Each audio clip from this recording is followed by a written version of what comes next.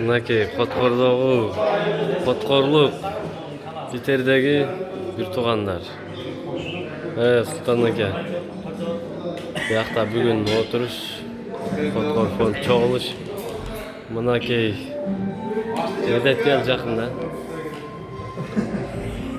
Ошо чогулушуп ар айда момундай бир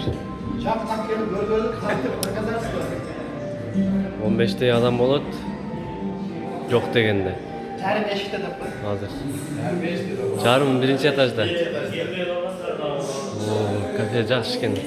Экинчи этаж бул, а?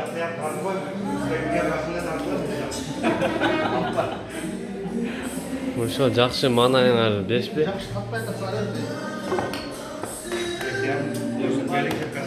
Экен. Ашты тазалап коюпсаң.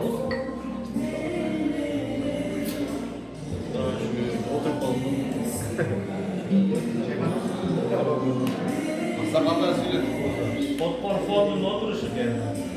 Ошо биздин YouTube каналга жазылыңыздар, коңгурочону басыңыздар, подписаться кылыңыздар деп. Санкт-Петербургда Коткор айынын фонду. Бул видеону көрүп алсаңыздар болот YouTube'дан. Ошо